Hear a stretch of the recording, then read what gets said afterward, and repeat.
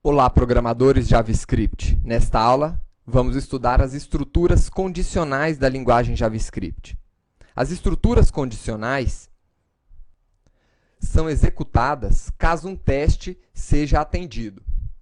Nós temos algumas estruturas condicionais, como, por exemplo, o if-else, a estrutura switch, e elas se assemelham muito com a seguinte frase: se fizer sol, vamos ao clube. Se não, vamos ao shopping. Se a gente precisasse criar uma estrutura ou uma ação que nos levasse até o clube caso fizesse sol, e caso contrário, a gente executasse uma outra ação de nos levar até o shopping, para esse tipo de operação, a gente precisaria de uma estrutura condicional que realizasse esses testes. A estrutura condicional mais simples que nós temos na linguagem JavaScript é a estrutura if-else. E como é que nós declaramos essa estrutura? Com a palavra-chave if, nós informamos a linguagem JavaScript que nós estamos iniciando um teste. E o teste vai ser informado dentro dos parênteses. Caso esse teste seja avaliado como verdadeiro, então nós podemos executar um código que vai dentro dessas chaves aqui, ou dentro do bloco dessa estrutura if. Se o teste for falso, então ele continua executando o script que vem após o if. Então, por exemplo, vamos criar a seguinte situação. Nós temos uma determinada idade, então temos aqui alguém com 10 anos de idade. E nós queremos fazer um teste. Se a idade for menor do que 11, então se trata aqui de uma criança.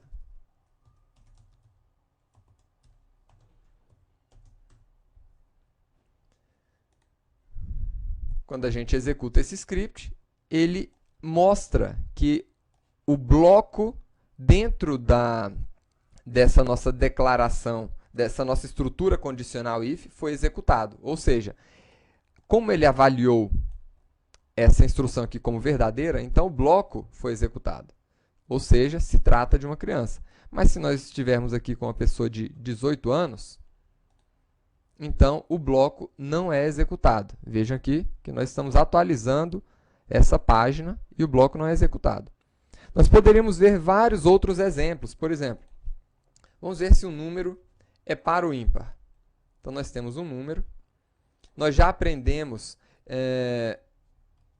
lá nas aulas de operadores como avaliar se um determinado número é par ou ímpar. E a gente faz isso com o operador módulo, onde eu vejo o resto da divisão desse número por outro. Então, se eu dividir um número por 2 e o resto dessa divisão for igual a zero, significa que isso aqui se trata de um número par.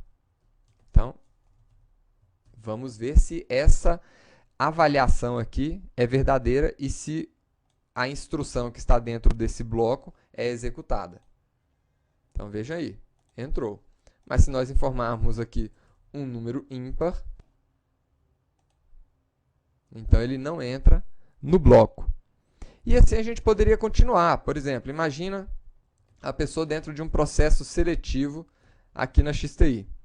Então, se a pessoa passou na prova, então, se ela passou, ela é contratada.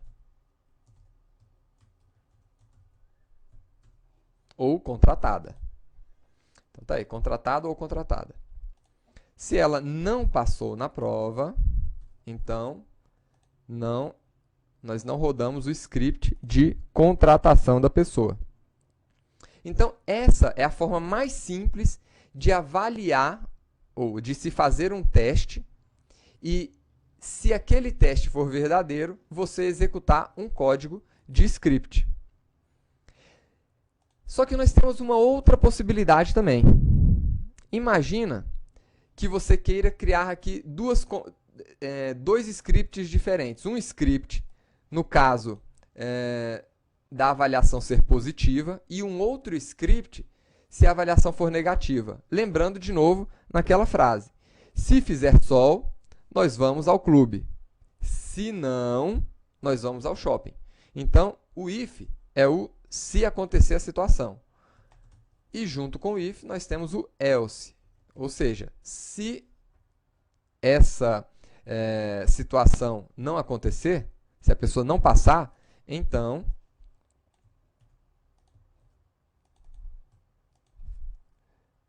estude mais um pouco. Estude mais. Então, vamos ver aqui. Então, se não passou, continue estudando. Se passou, nós temos essa outra situação da pessoa estar contratada. E poderíamos fazer a mesma coisa aqui com aquele nosso teste de número pares e ímpares. Então, se não, se trata aqui, então, de um número ímpar. Vamos ver aqui o resultado. Ímpar.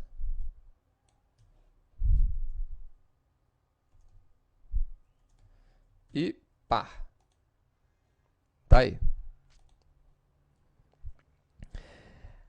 Agora, eventualmente, você pode querer fazer um código, né, um script que faça mais do que essas duas avaliações, que você tenha mais opções de testes. Então, esse teste que nós temos aqui é o teste: se alguma coisa acontecer, faça isso. Se não, faça outra coisa. Mas nós poderíamos querer fazer vários tipos de teste. Por exemplo, imagine que a gente estivesse tratando aqui de um código para identificar, então, a idade das pessoas e eu quisesse enquadrar essas pessoas em várias faixas etárias. Né? Então, se a idade for menor ou igual a 11, é uma criança. Else if. Aí eu posso colocar uma outra condição aqui. Né? Então, se a idade... Vamos deixar um pouco mais separados aqui para ficar mais legível o código que nós estamos fazendo. Então, se a idade for maior do que 11 e a idade for menor ou igual aqui a 15 ou a 16, então se trata aqui de um pré-adolescente.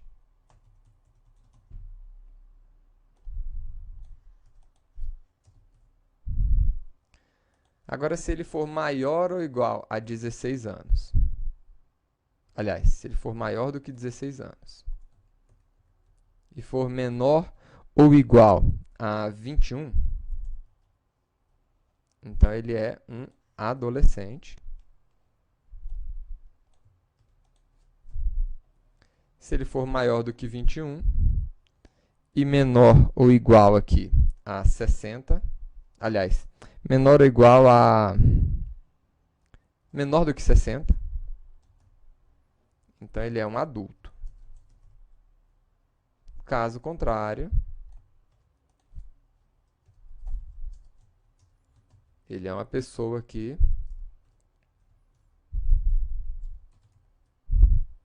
da melhor idade.